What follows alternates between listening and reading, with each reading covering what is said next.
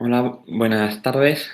En primer lugar, muchas gracias por invitarme a dar esta ponencia y hablar a los antiguos alumnos y alumnas de la Universidad de Zaragoza sobre los sitios de Zaragoza.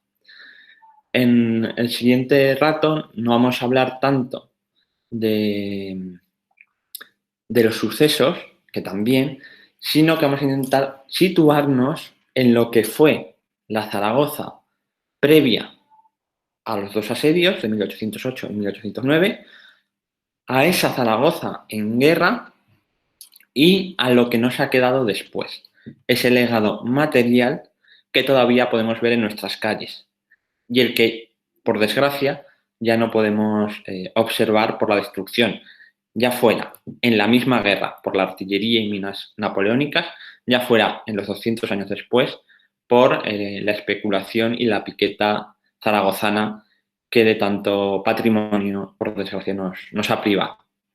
Si pasamos de la que se conoció incluso como la Florencia española a una ciudad que le ha faltado un proyecto de conjunto, pero a pesar de ello, casi milagrosamente, conserva distintos edificios históricos. Entonces, sin más dilación, vamos a ello. Viajamos a la Zaragoza de 1808. En esta primera imagen que comparto es un plano que seguramente hayan visto en publicaciones referidas a los sitios de Zaragoza o a la historia de la ciudad, porque es uno de los más famosos. Es el plano del segundo asedio. Y es la Zaragoza en la que nos vamos a situar, ¿no? Una Zaragoza bastante más pequeña que la actual, de unos 50.000 habitantes y rodeada por huertas. Pero esta Zaragoza no se puede entender solo desde, digamos, la Plaza del Pilar, ¿no? Desde dentro de sus tapias. Hay que enmarcarla en su contexto más amplio, no solo aragonés, sino español e incluso geopolítico, ¿no? Si no, no entenderemos los sucesos de 1808 y lo que pasa a partir de ahí. Para empezar, hay que tener en cuenta que Zaragoza se enmarcaba en la España borbónica, que era una monarquía, la borbónica de comienzo del siglo XIX, de ambos hemisferios. Una monarquía que no solo dominaba la España peninsular, sino amplios territorios americanos, también en Asia, y precisamente eso sería la joya de la corona durante mucho tiempo y sería la causa de que Napoleón se fijase en España. Porque a Napoleón lo que le interesaba era la América española, el puerto de Cádiz, y veía con desprecio a la familia real borbónica, la familia de Carlos IV, esa familia que en 1800 pintó nuestro paisano Francisco de Goya. Aquí podemos ver en el famoso cuadro en el que el propio Goya se autorretrató al príncipe de Asturias entonces, futuro Fernando VII, a Carlos IV, rey de España, a María Luisa, la reina, que por cierto, aprovecho para desmentir un tópico muy común, y es que Godoy, generalísimo entonces, el todopoderoso Godoy, quien gobernaba España solo respondiendo ante los reyes, nunca fue amante de la reina. Eso fue propaganda del partido fernandino, príncipe Fernando, que nos hemos comido durante casi 200 años. Para ello están los trabajos del historiador Emilio Laparra, que lo desmiente muy bien. Y aquí, en el centro, aparece el pequeño infante Francisco de Paula, que de hecho fue el origen, digamos así, del motín popular madrileño del 2 de mayo de 1808, que también reflejó en sus óleos Francisco de Goya, ¿no? Cuando aquella mañana de 1808, frente al Palacio Real de Madrid, gritaron "se nos lo llevan", ese "se nos lo llevan" hacía referencia al pequeño infante que todavía quedaba en España y las tropas napoleónicas de Murat se lo llevaban a Francia. Zaragoza, a pesar de la resistencia en 1808, una resistencia bastante inaudita y bastante generalizada, al menos en un momento inicial, no siempre había sido, ni ha sido nunca una ciudad homogénea. También estaba atravesada por graves tensiones sociales. Y de hecho, en 1808 esas tensiones se canalizan hacia el enemigo externo, pero 50 años antes habían estallado internamente. 1766 es un año conocido por el famoso motín de Esquilache, o mal llamado motín de Esquilache, porque fueron una serie de motines del pan de subsistencias en toda la monarquía. Y en Zaragoza, precisamente, fue uno de los lugares donde más virulencia cobró. De hecho, en Zaragoza hubo más muertos en esos motines de abril de 1766 que en el resto de España. Precisamente porque los encargados de la represión fueron los labradores y propietarios ricos, al margen del capitán general, que con sus espadas y escudos, broqueles, por eso también se le conoce como motín de los broqueleros, acuchillaron a los rebeldes que pedían una rebaja en los precios del pan.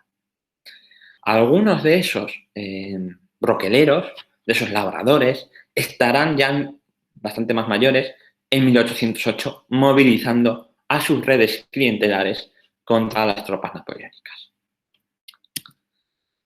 Y es que hay que entender a Zaragoza no solo como el casco propiamente urbano, sino como una ciudad de labradores con una amplia huerta, vides, olivos, huerta algo más allá, los campos de secano, más allá de las riberas del Ebro y del Huerva y del Gállego.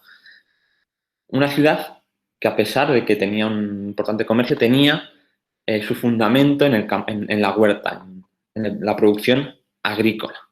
Estaba surcada de acequias, surcada de torres, es decir, casas de campo con sus huertas, y una industria en torno a ella, una industria agrícola, que se desarrollará obviamente mucho después, 100 años después, ya en el comienzo del siglo XX, con la industria remolachera, de azúcar de remolacha.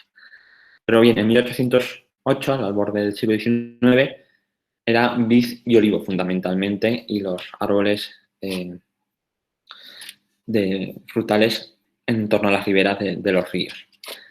Y una buena muestra de lo que estoy hablando es el barrio del Arrabal. El barrio del Arrabal, que en 1808 apenas eran unas casas y 3 conventos, el de Santa Isabel o Altabás, el de San Lázaro, y más extramuros, el de Jesús.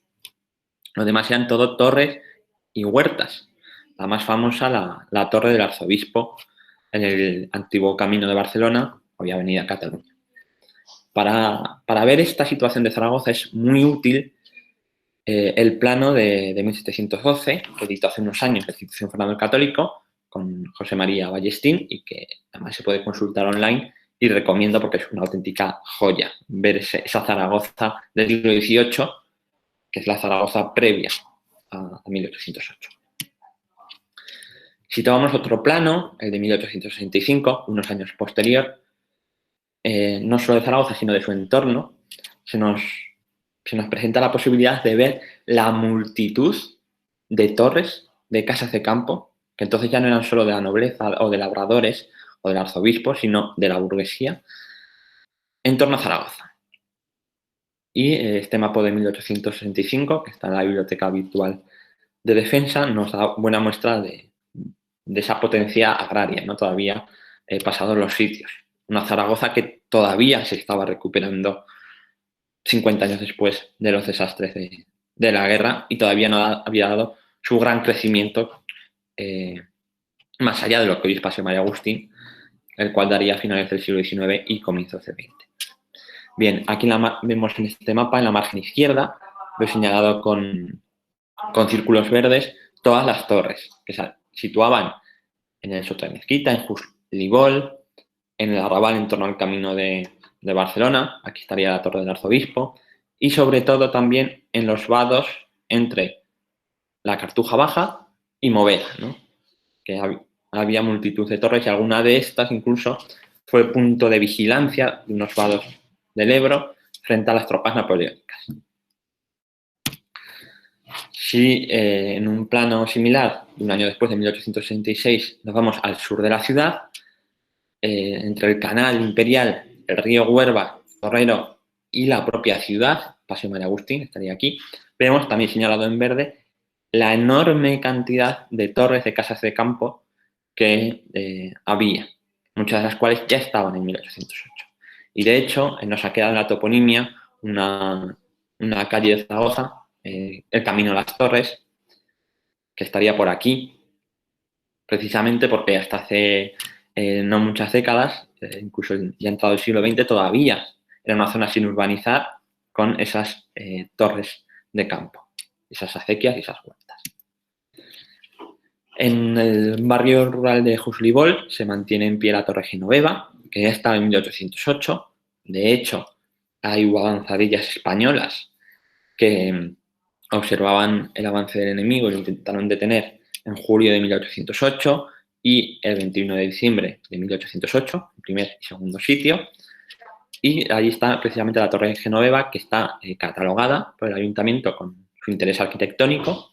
Y similar a esta torre eran las demás. Por ejemplo, la desaparecida Torre del Arzobispo, que tuvo un papel destacado en la defensa de Zaragoza en el segundo asedio, concretamente en la batalla del Arrabal del 21 de diciembre de 1808, en el que todo un regimiento napoleónico sitió allí a apenas 600 soldados españoles de origen suizo que se defendieron hasta que se quedaron sin munición y aislados totalmente de la ciudad, cayendo 500 de ellos prisioneros. Estas torres, estas casas de campo, pertenecían, como digo, a grandes propietarios, al arzobispo y a labradores. El más famoso labrador, que no era técnicamente un labrador, sino un propietario de viveros, era el tío Jorge Ibor, que vivía en el barrio del Arrabal y que tuvo un papel fundamental en el motín popular de mayo de 1808, el 24 de mayo de 1808, cuando Zaragoza se levanta en armas contra las autoridades establecidas que eran favorables, habían sido favorables a Godoy, ya derrocado para entonces, y eran favorables a mantener el orden en favor de las tropas napoleónicas. Ese motín está encabezado por labradores, el más famoso el tío Jorge, que ya digo que en realidad era propietario de viveros. Tío Jorge fue también quien mandó el 25 de mayo de 1808 ir a buscar a Palafox, a José de Palafox, a Alfranca, para nombrarlo de una forma casi revolucionaria capitán general de Aragón. Y el tío Jorge se convirtió, según palabras del propio Palafox, en su fiel cancerbero. Y esto también, aquí un punto de desmitificación, por ejemplo, el tío Jorge no estuvo en la defensa de Zaragoza en los momentos más críticos. No estuvo el 15 de junio y no estuvo el 4 de agosto, que son los dos grandes asaltos del primer sitio. ¿Por qué? Porque estaba precisamente acompañando a José de Palafox, que en esos momentos no estaba en la ciudad, sino fuera de ella. Sí que estuvo, por ejemplo, en la batalla de Épila del 23 de junio de 1808. Junto a él, otros labradores como Zamoray, comerciantes como Felipe San Clemente o otros que ha estudiado Antonio Peiro en un libro que está publicado por Comuniter que se llama El labradores en armas, que analiza las biografías de cada uno de estos personajes.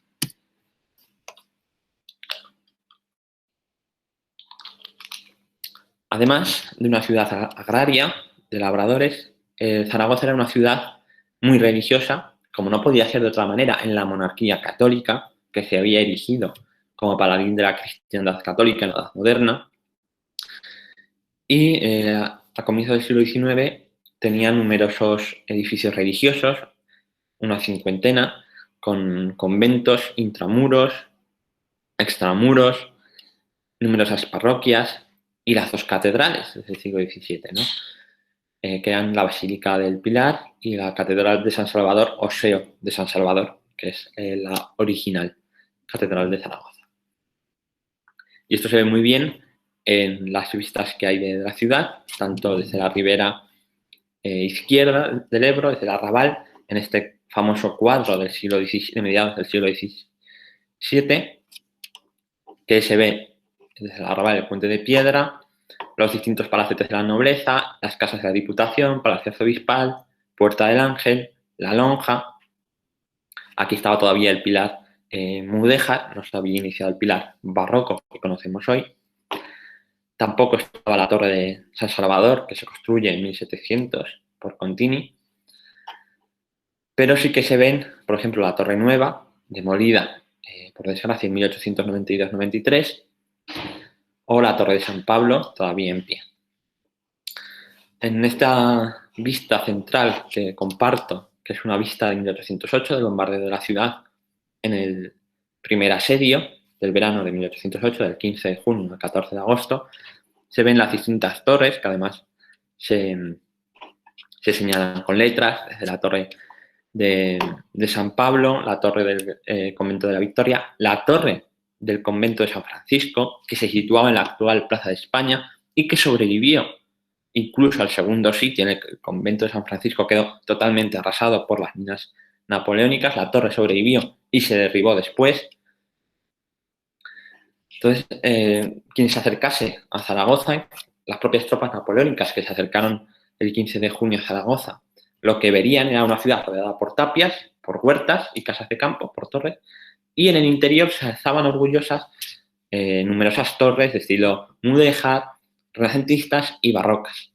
La más imponente, sin duda, era la Torre Nueva, que con sus casi 90 metros de altura, 80 y pico, era una torre civil erigida en el siglo XVI, de estilo mudéjar, y era el punto más alto de la ciudad. De hecho, en los sitios, allí se estableció el punto de vigilancia fundamental para ver por dónde atacaban y por dónde bombardeaban las tropas napoleónicas. De hecho, había un sistema de señales con las campanas dependiendo de dónde vinieran los ataques y de dónde vinieran los bombardeos. Junto a las torres y a las huertas y casas estaban los palacetes, los mal llamados palacios, porque palacios en Zaragoza solo había dos, el arzobispal y el del rey, que era la aljafería, ¿no? Los demás eran casas, pero casas nobles, ¿no? O sea, podemos decir palacetes, que eran tanto de la burguesía como de la nobleza. El coso era la arteria fundamental y debía ser una maravilla pasear por ella, estaba empedrado, y a ambos lados se situaban estas casas de la nobleza, desde la casa de los duques de Híjar, el palacio de Sástao, que aún se conserva en la actualidad, aunque bastante reformado, pero es que toda la ciudad estaría, por ejemplo, como dominada por estos palacetes, como el que se conserva en la Plaza de Santa Cruz o la Real Maestranza de Caballería en la parte trasera del aseo, en la calle Dormer, que está también junto al Archivo Provincial. Estas casas se erigieron sobre todo en el siglo XVI con el auge de la ciudad y estaban en las principales vías, en los centros neurálgicos, por ejemplo, en torno a la catedral. Pero el rasgo más destacado desde un punto de vista militar, digamos, que es el que se analiza en 1808 por mandos españoles y franceses, es el de las fortificaciones. Zaragoza no tenía murallas, o no tenía murallas, mejor dicho, dignas de tal nombre a la altura de 1808.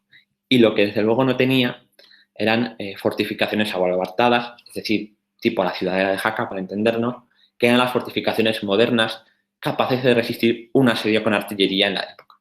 Zaragoza no tenía nada de eso, ni nada que se le pareciera. Bueno, como mucho la aljafería, que tras las sucesivas reformas en el siglo XVI y en el siglo XVIII se había intentado convertir en una especie de fortín más o menos. Luego hablaremos de ella.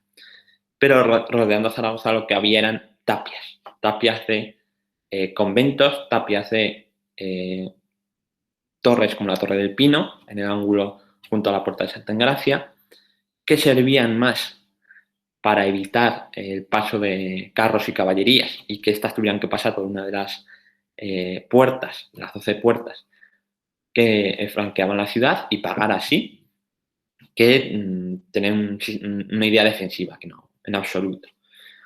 Para hacernos una idea, si paseamos por la calle Asalto, junto al Centro de Historias, aún nos quedan una parte pequeñita del convento de Santa Mónica y hay una tapia. Pues como esa tapia que veis en la foto era lo que bordeaba a Zaragoza en 1808 y lo que se encontraron las tropas napoleónicas en su primer asalto el 15 de junio.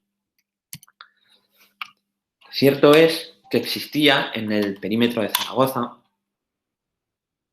la antigua muralla bajomedieval, ese muro de Réjola que he estudiado en un artículo Mario Lafuente, el medievalista de la Universidad de Zaragoza, que se erigió durante la guerra de los dos Pedros, entre Pedro IV el Ceremonioso, rey de Aragón, y Pedro I, apelado el cruel, rey de Castilla, puesto que las tropas castellanas saquearon Cariñena y casi se presentaron a las puertas de Zaragoza y apresuradamente el rey y el concejo de Zaragoza levantaron unas murallas de ladrillo con torreones semicirculares en torno a los arrabales de Zaragoza, ¿no?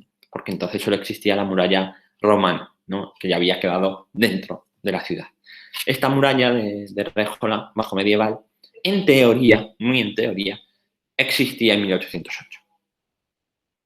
Pero parte estaba derruida, parte había quedado incluso dentro de la ciudad con nuevas edificaciones, parte estaba inservible porque se habían adosado viviendas, con lo cual apenas tenía posibilidades defensivas.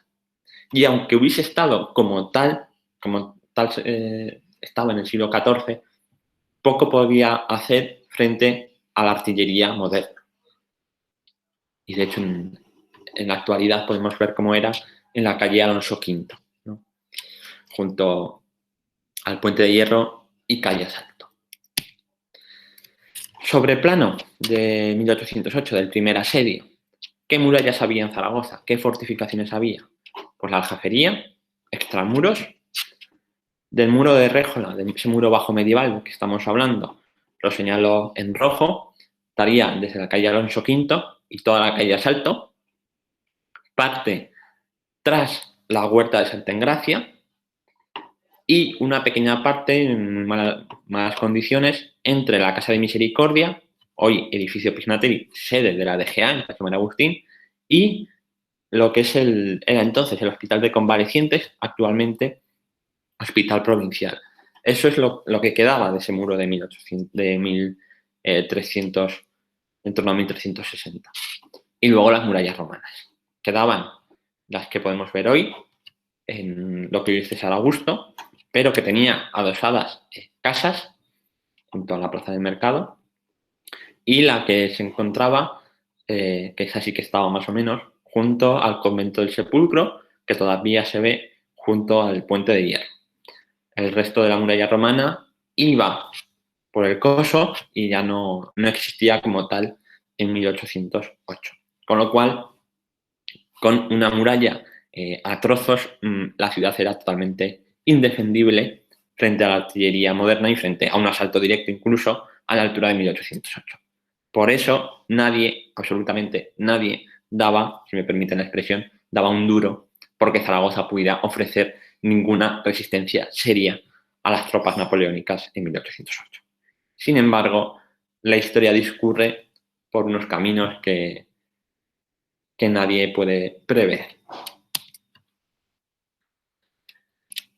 Antes he hecho mención al motín popular del 24 de mayo, encabezado por los labradores, pero ya antes, en marzo, el 22 de marzo concretamente, se había dado otro motín en Zaragoza. Un motín muy subversivo porque de facto depuso al rey Carlos IV y entronizó a Fernando VII, sin que se conociera la noticia de la abdicación de Carlos IV, con lo cual era totalmente revolucionario, y fue un motín encabezado por los estudiantes de la universidad, en marzo de 1808. Sobre la universidad se pueden consultar los libros de los acuerdos del claustro, están online en el archivo de la Universidad de Zaragoza, y hay que tener en cuenta que la universidad se situaba entonces junto al coso, al lado de la Plaza de la Magdalena y al lado de la Iglesia de la Magdalena y el Arco o Puerta de Valencia. Esta universidad, fundada en el siglo XVI, que hasta no hace demasiado, hasta los años 70, se mantenía en pie la capilla de San Jorge, que se destruyó hace, como digo, apenas 4 o 5 décadas. Esta universidad, desde aquí partieron los estudiantes en rebelión hasta la actual Plaza de España, entonces cruza el Coso, con el retrato de Fernando VII, entronizándolo de forma subversiva. Muchos de estos estudiantes luego se alistarían para combatir a las tropas napoleónicas a finales de mayo y comienzos de junio. Esta universidad fue un punto fuerte de la defensa en febrero de 1809. De hecho, se lanzaron varios asaltos contra ella sin conseguir tomarla, hasta que ya hacia el final del segundo asedio, en febrero de 1809, abrieron 2 brechas con minas, las tropas napoleónicas, y la universidad se dio por perdida. Fue uno de los últimos puntos de la defensa. Y de ella pues no nos queda nada en la actualidad, porque, como digo, quedó dañada, se acabó de destruir se reformó en el siglo XIX y desapareció por completo en el siglo XX. Tras estos motines de los estudiantes y los labradores, se declara la guerra a Napoleón, la Junta y el propio Palafox como capitán general, que convoca incluso unas cortes para legitimarse en el poder, y Napoleón, que se había coronado emperador en 1804, consideraba que la guerra de España no iba a ser tal, iba a ser un mero motín popular que con 4 columnas de castigo estaba solucionada. Se equivocó. Luego él habló de la úlcera española, ¿no?, que le perdió. Y Zaragoza fue una humillación para él, para sus ejércitos, que en el primer asedio 20.000 soldados napoleónicos se tuvieran que retirar sin poder tomar una ciudad sin defensas y defendida fundamentalmente por su población civil. Y por eso para el segundo asedio mandó a varios mariscales, entre ellos el mariscal Lanz, que era su ojito derecho, y 50.000 soldados con 132 piezas de artillería para arrasar Zaragoza. Tampoco las fuerzas españolas esperaban una larga guerra de 6 años, como fue la Guerra de Independencia. De hecho, pensaron en el verano de 1808 que la guerra estaba ganada. De hecho, las primeras batallas son las del Bruc en Cataluña, en junio de 1808, que es una victoria para las tropas españolas. La batalla del Puente de Alcolea en Córdoba, que esta es una derrota, pero que sigue apenas un mes después, el 19 de julio, la victoria de Bailén con Reding. La batalla de las Pozas de Santa Isabel en Cádiz, en el que se toma la flota francesa, que todavía estaba allí.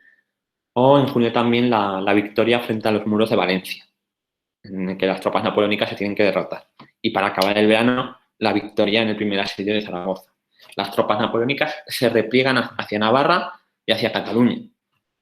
Tiene que venir Napoleón en noviembre con la Gran Acme para sofocar y derrotar a los ejércitos españoles. Y aún así, la guerra se extenderá mucho más por esa guerra regular de guerrillas, por los aliados británicos y portugueses y por el propio ejército español, que continuamente se reorganiza.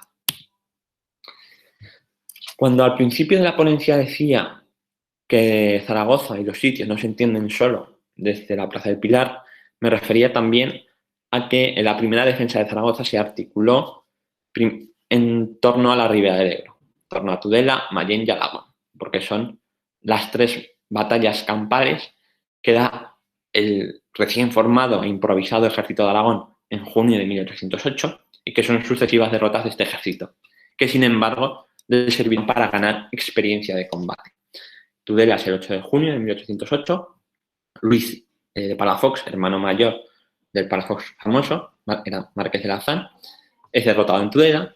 El 13 de junio es derrotado en Mayén, que es una auténtica masacre, porque los lanceros polacos persiguen a los paisanos aragoneses que se desbandan. Y finalmente el 14 de junio en Alagón, donde el ejército de Aragón, con 10.000 hombres, al mando del propio José de Palafox, es derrotado.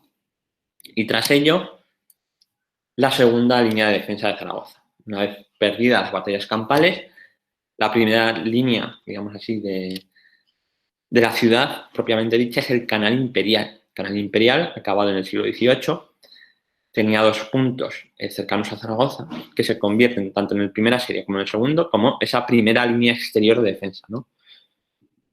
Que es el Puente de la Muela y Casablanca. Casablanca, que todavía se mantiene en pie junto a las esclusas en el barrio del mismo nombre. Ahí se combate el 15 de junio durante toda la mañana. La batalla de las Heras, que da inicio al primer asedio el 15 de junio, siempre se nos contamos que es por la tarde, en lo que hoy es Paseo María Agustín. Pero en realidad había empezado mucho antes, a las 9 de la mañana, en el Puente de la Muela y Casablanca, donde soldados españoles frenan durante unas horas al ejército napoleónico. Y luego ya, eso sí, las columnas napoleónicas avanzan sobre las tapias de Porta del Carmen, de Portillo y de Santa Engracia.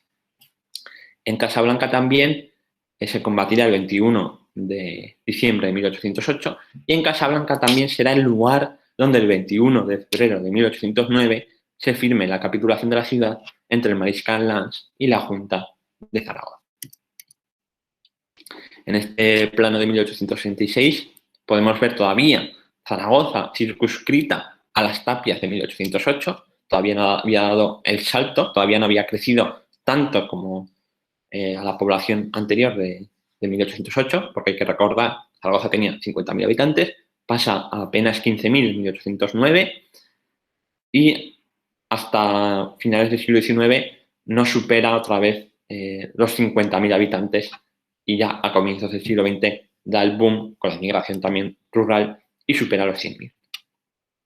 Bien, pues entre esta Zaragoza urbana, el casco urbano, y el arrabal estaba todo este terreno, que estaba con acequias y torres y huertas, como hemos dicho, y aquí se ve perfectamente la línea del canal, que es esta línea de defensa, en torno a la cual también, en el periodo entre sitios, San Genís intenta fortificarla como buenamente pudo, con distintas fortificaciones de campaña, de tierra y fosos, que estudió José Antonio Pérez Francés, ¿no? Pues en torno al Puente de la Muela, que estaría por aquí, en torno a Casablanca, el Cabezo de Buenavista, Parque Grande y Torrero, ¿no?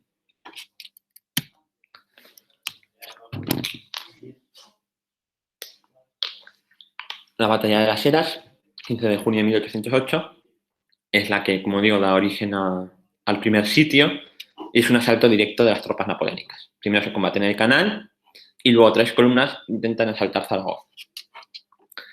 Llegan a entrar en la ciudad, ahí están los combates de las zaragozanas contra los lanceros polacos, está el contraataque de Marco del Pont, que estaba en torno al arrabal y San Gregorio, y el contraataque de Mariano Renovales por la ribera del Huerva, que finalmente dará la victoria a las tropas defensoras y se retiran hacia Valdesparcera las tropas del general Lefebvre.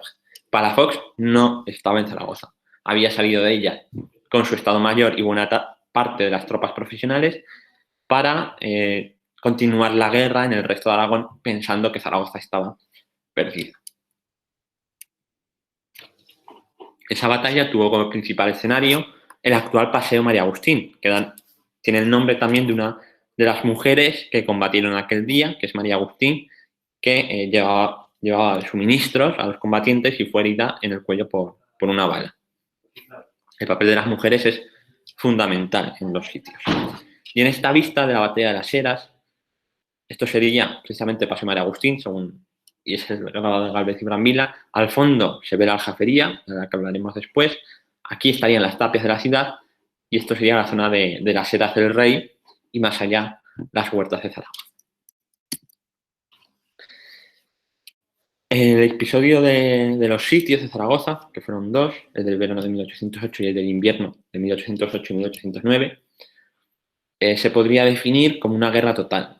No me voy a detener mucho en sus acontecimientos, pero sí que quiero lanzar algunas reflexiones de por qué se puede considerar una guerra total, apelativo que se ha utilizado para la Primera Guerra Mundial y la Segunda Guerra Mundial ya en el siglo XX. Pero en la línea del historiador David Bell, que ha estudiado las guerras napoleónicas, sostengo que los sitios de Zaragoza fueron una guerra total, un episodio de guerra total.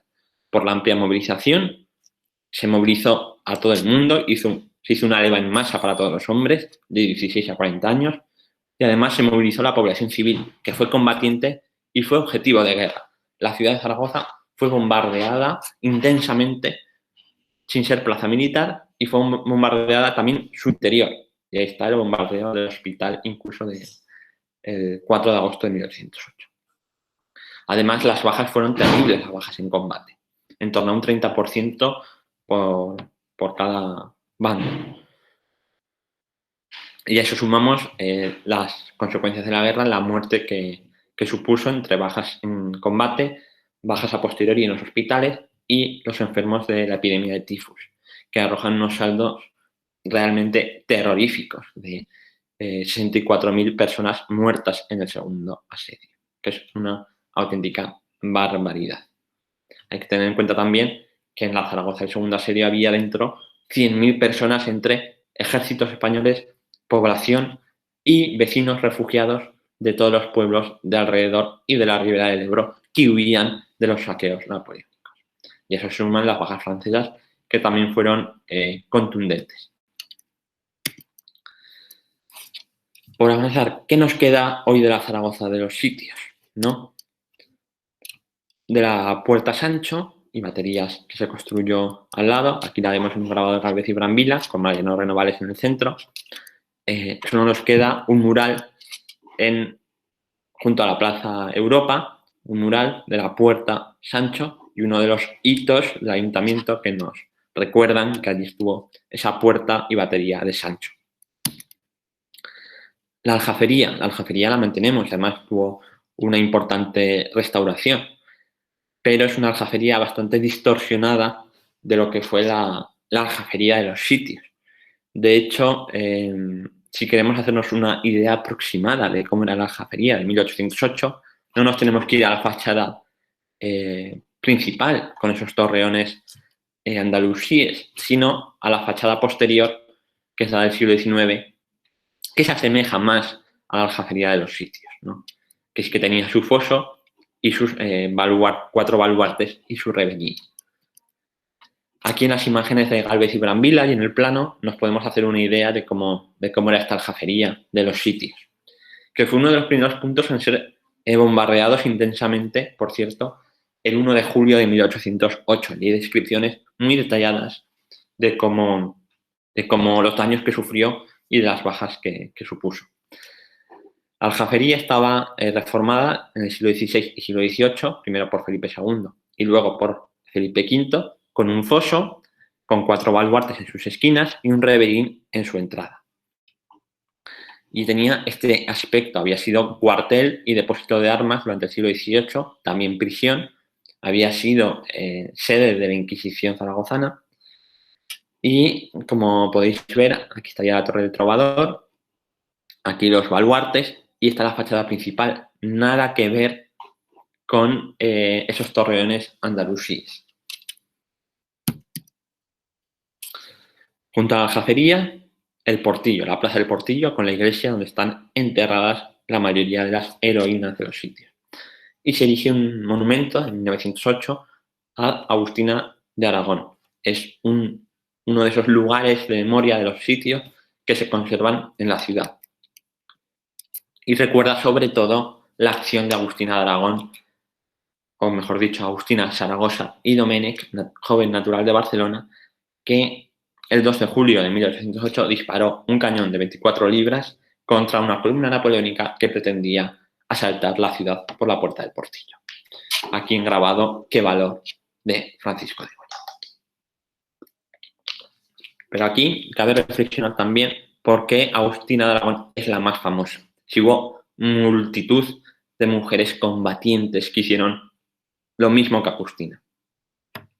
Por ejemplo, Manuela Sancho, que en Zaragoza es conocida, pero más allá no tanto, que también disparó cañón, obús, mortero y combatió con fusil y fue herida, ¿no? Pero hay muchísimas de las que no conocemos siquiera el nombre. ¿Por qué Agustina?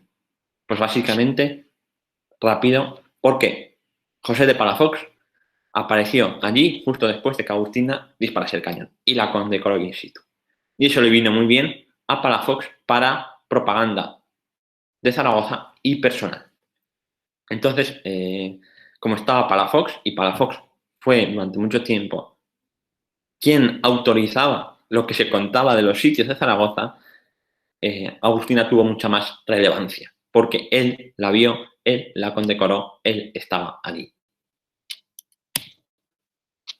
Siguiendo desde el Portillo, vamos por Paseo María Agustín hacia el edificio Pignatelli, que estaba, como digo, en 1808 y se conserva en la actualidad. Tenemos al lado el cuartel de caballería, que parece que hemos conseguido salvar de la destrucción de la piqueta a través de las iniciativas de varias asociaciones culturales que convencieron al ayuntamiento y constructora para que se conserve. Se conserva la tapia, puerta y ventanas del cuartel de caballería, que fue punto fundamental de la defensa el 15 de junio de 1808.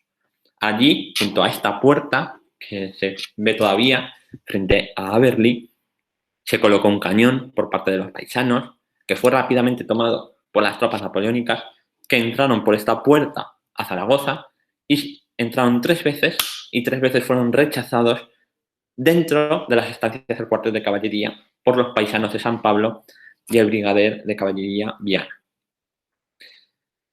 Como digo, se va a conservar este muro integrado en una nueva edificación, pero hay que recordar que hasta hace apenas 50 años se conservaba el cuartel entero, que fue demolido entre los años 60 y 70. Seguimos por Paseo María Agustín, dejamos el edificio Pignatelli, que se conserva, y es un lugar donde, por ejemplo, se hacían cartuchos por parte de los frailes en 1808, en junio y julio de 1808, y llegamos a la Puerta del Carmen, quizá el símbolo más conocido de los sitios, que está acribillada a balazos de fusilería y de artillería por ambos lados. Y da buena muestra de lo que fue aquella guerra. Actualmente está en medio de una rotonda que ojalá hubiera proyectos urbanísticos que permitieran desviar el tráfico por otro lado y que no quedase aislada entre autobuses y vehículos y demás vehículos este lugar tan emblemático. Es originaria, por cierto, del siglo XVIII. Seguimos por Paseo María Agustín, Paseo Pamplona y junto a pasado Plaza Aragón y Plaza Paraíso llegamos a la Glorieta Sasera. ¿Quién no ha quedado en los cañones del Corte Inglés?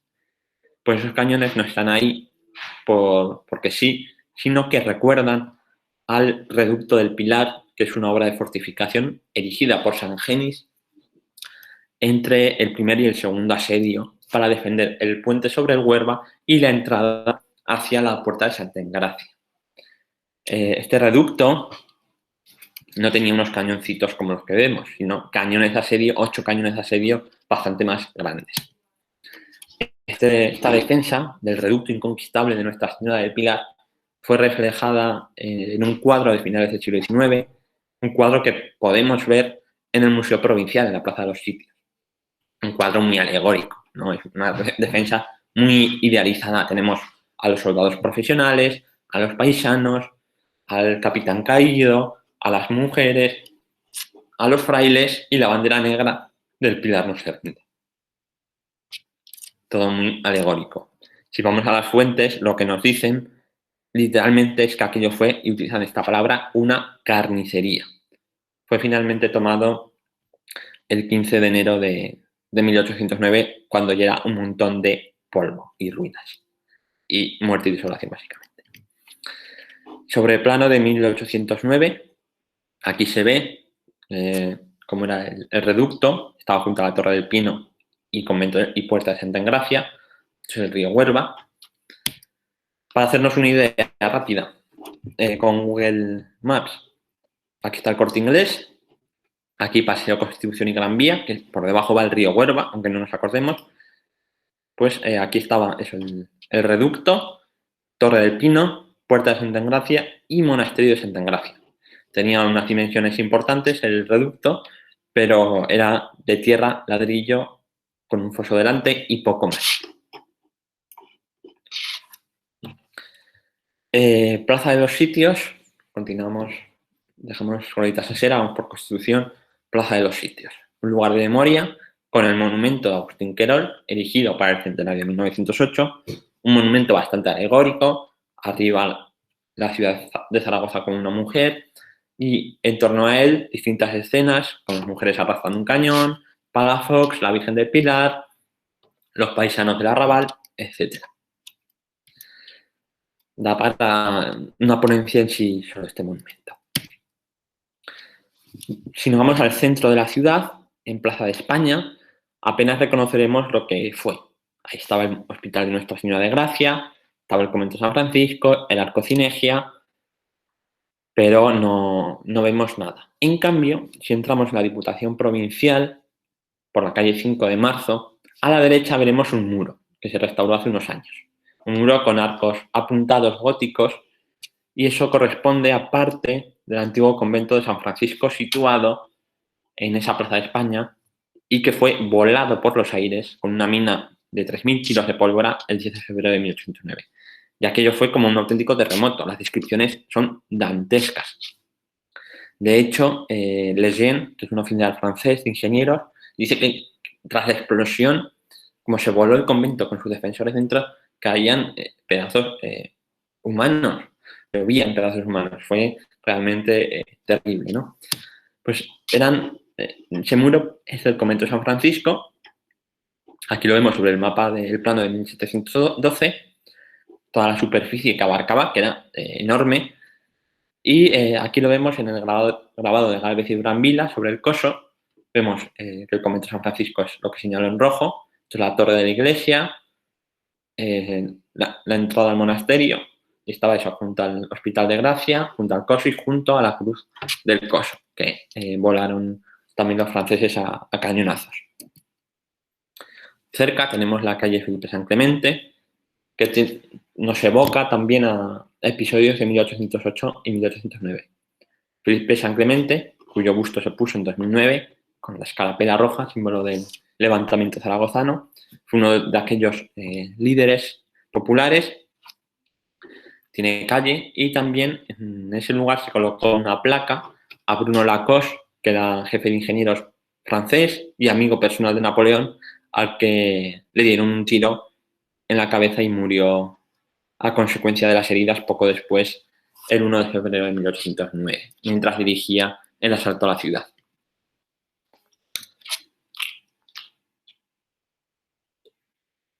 Cambiando de tercio, si nos vamos a la Basílica del Pilar, en su fachada norte y este, podemos ver impactos de artillería francesa que se dispararon entre el 18, 19 y 20 de febrero de 1809. Son bombas que sí que explotaron en el Pilar, a diferencia de las de la última guerra civil. Y como digo, todavía, si elevamos un poco la vista y en los muros de ladrillo del Pilar, veremos perfectamente cómo impactaron las bombas de cañón de la artillería francesa. Cerca del Pilar, si cruzamos el puente de piedra, veremos una cruz que habitualmente suele estar vandalizada con pintadas. Raro es verla en su estado original. Eclesiásticos, Sas y Boguero, que murieron, fueron asesinados tras el segundo asedio, y también al barón de Barsas, que era uno de los mandos militares que estaba en Zaragoza y que intentó reconquistar el barrio del Arrabal tras el día 18 de febrero de 1809, tras la toma por parte de las tropas napoleónicas. Dirigió un contraataque por el puente de piedra y justo en el cambio de rasante le dio una bala de cañón y murió al día siguiente de las terribles heridas que sufrió. Cruzando precisamente al Arrabal, en torno al callejón del Tío Lucas y Plaza del Rosario, se conservan algunas casas y algunas callejuelas que nos evocan a aquella Zaragoza desaparecida de 1808, porque parece realmente una zona congelada en el tiempo. Aquí vemos un plano de los de los oficiales franceses, que se conservan los archivos nacionales franceses, sobre el arrabal, que ya digo, apenas eran unas manzanas de casas, el convento de Jesús, el convento de Jesús, el de San Lázaro y el de Santa Isabel, y que se fortificó, ¿no? Bueno, fortificó es mucho decir, se intentó fortificar para el segundo asedio con varias baterías de los tejares y el rastro de los clérigos. No conservamos imágenes de cómo era esa fortificación, esa vista del arrabal, porque siempre se ven vistas a Zaragoza desde el arrabal, o sea, desde el balcón de San Lázaro hacia el Pilar, desde el Puente de Piedra, o desde la zona sur de la ciudad, pero no desde extramuros del arrabal. Entonces, bueno, para hacernos una idea, este dibujito que hice en su día, muy amateur, nos puede dar idea de cómo era ese arrabal fortificado de 1808. En torno a él se habían cortado los árboles que impedían la vista del avance enemigo. Había una zona inundada por el Ebro, en torno al lado de Macanaz, donde luego se enterraron, por cierto, más de 10.000 personas tras acabar el segundo asedio. Se había construido la batería de los Tejares, en ladrillo con un pequeño foso, unas tapias aspiradas para poder asomar los fusiles y disparar, y la batería del rastro para colocar también varios cañones y obuses. Murallas que sí nos quedan de los sitios son las de Calle Asalto, que son esas murallas medievales que habíamos visto antes, que en el periodo entre asedios fueron rebajadas por Sangenis, ampliada su grosor para poder resistir los impactos de la artillería y poder colocar encima cañones. De hecho, se colocó la llamada batería de Palafox, donde precisamente murió Sangenis de un balazo el 12 de enero de 1809. Y en su recuerdo hay una placa que todavía se puede ver. En el barrio de la Madalena se pueden ver quizá los lugares que mejor reflejan el impacto de aquella guerra total, de aquella guerra casa por casa, calle por calle, habitación por habitación. Porque cuando las tropas napoleónicas asaltan y superan esas murallas de la calle Asalto, se encuentran que tienen que ir conquistando en febrero de 1809 casa por casa, en esos partes lacónicos que envían a Napoleón de hoy hemos conquistado una casa, ignoramos cuándo se conquistará la siguiente. Esto además lo refleja en la literatura Galdós, ¿no? Tenemos la llamada Casa de los Sitios, en la calle Pozo con Doctor Palomar, cuya fachada está realmente acribillada por la artillería y la fusilería de ambos bandos. También tenemos en la calle La Viola otras casas con impactos también. Y el Centro de Historias, que se perdió la oportunidad de convertir en un centro de interpretación de historia de la ciudad y ahora alberga exposiciones temporales, pero que era el convento de San Agustín, y en su torre todavía se ven impactos de artillería napoleónica y que fue el lugar de intensísimos combates en 1809, el 1 de febrero de 1809, tal y como reflejó años después en unos cuadros también idealizados César Álvarez Dumont, que son cuadros que se conservan entre la Universidad de Zaragoza y el Museo Provincial. Y ahí están la defensa del púlpito de San Agustín, se combatió dentro de la iglesia de San Agustín, que hoy es el centro de historia, y en la torre de San Agustín, hasta que los paisanos acabaron muertos, ¿no? Esa torre que todavía conserva impactos de artillería. Palafox, que además de unos cines fue, como digo, el capitán general durante los dos sitios y que es un personaje con luces y sombras, un personaje muy interesante para estudiar desde el punto de vista histórico y no tanto como un héroe que tenemos en la estatua de Plaza Forqué. Tenemos esa estatua erigida en el año 2000 de ese Palafox heroico, como se quiso representar, como quiso que lo representara Goya en 1814. Y tenemos su casa, o mejor dicho, lo que nos queda de ella, porque hace no mucho, hace apenas 20 años, fue destruida completamente en su interior. Y ahora son viviendas modernas, solo nos queda la fachada. sí queda un trocito junto a la calle Palafox, que da aseo, de lo que fue el patio de la casa, pero en un estado realmente lamentable. Y esto se podía haber conservado la casa Palafox hace 30 años, pero una vez más, Zaragoza de espaldas a su historia y de espaldas a su patrimonio. ¿Qué pasará con lo que nos queda, ese pequeño patio? Pues no lo sé. El tiempo dirá y la ciudad tomará una decisión, espero. Y sobre todo nos queda, por supuesto, el mito, ese patrimonio inmaterial de los sitios. ¿Quién no ha leído, aunque sea la frase mítica de la reducirán a polvo, ¿no? Pero siempre queda una lengua viva para decir que Zaragoza no se rinde? Ese mito consagrado por la literatura, fundamentalmente de Benito Pérez Galdós, ¿no? En su episodio nacional de Zaragoza. El cine, en cambio, ha sido menos prolijo en producción sobre los sitios. Hay 2 películas, una de comienzo del siglo XX, muda, de apenas unos minutos, y la película del año 50, de 1950, de Agustín Aragón, protagonizada por Aurora Batista, que es una película muy épica que nos dice más del momento en el que se hace, es decir, nos habla más del franquismo que de 1808. Y seguimos a la espera de que, no sé si alguna productora de cine o alguna plataforma de series se anime a hacer algo sobre los sitios que dan para una película, para una serie y para mucho más.